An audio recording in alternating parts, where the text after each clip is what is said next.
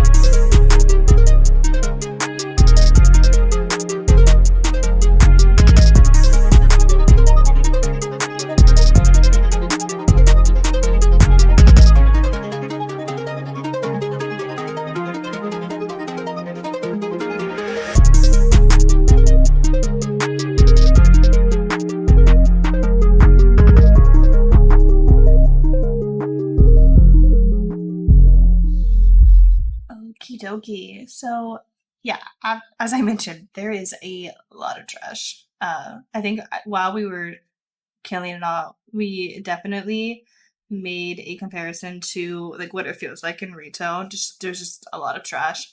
Um, but after we finally cleared all the rooms, you can see that there's no more like glowing lines from the sky, and the boss is also no longer glowing green. So at this point, we decided, okay, it's time, time to do it. There's nothing to do but to do it, right? um, and also, I couldn't figure out where I wanted to put my stats, my damage meter, which you can see. I definitely just put it back where it was. So I'm not gonna lie to you. I'm not gonna sit here and say that this was our first attempt. No. This was for sure our fourth attempt at this boss at this point. So if I kept all 4 attempts, this video would have been 50 minutes. I decided to only show you guys the successful ones, so that way I can kind of walk through like what our tactics were, and I also kind of go through like what worked for us. So when you first with the boss, the tanks would need to pull the boss towards the stairs, so that way they can kind of control where the pillars are being placed. So when the boss starts attacking, he will, as you can see, place pillars on the ground. And after, I think, 3 or 4 rounds of placing pillars, he will do a smash on the ground. When the pillars get placed, the best thing to do is kind of fan out behind them, so that way the pillars don't get too stacked on top of each other. But when he does his smash, like he does right here, you want to stand in front of a pillar. We learned after the first 3 or 4 times that we want to make sure that we're clearing as many pillars as possible when we're fighting this guy, because the more pillars are up, the stronger he is. And I think there's either like a debuff or there's something that just makes the fight way too difficult if we have too many pillars up. For me, mechanics are not really my strong suit in terms of understanding them. I just know how to do them.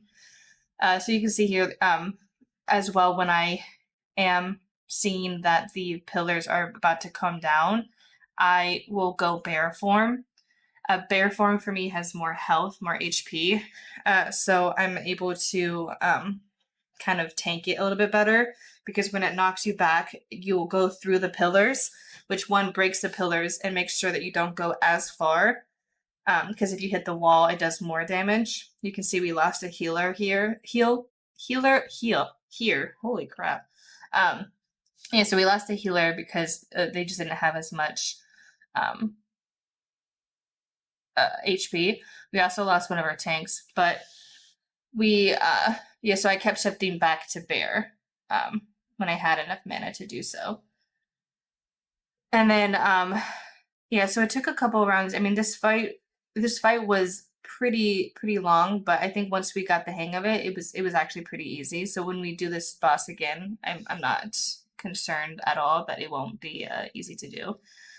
I stayed bear here because, as you can see, I ran out of mana, and it was just easier for me to stay in bear while I waited for the next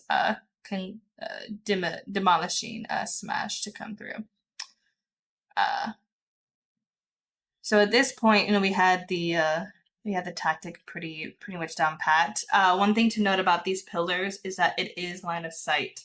So if you are healing, it can be really difficult to heal if you're being LOS'd by the pillars. So before the destructive smash or the demolishing smash comes down, just make sure that you are topped off as much as you can be, so that way you don't immediately get eviscerated by the pillar.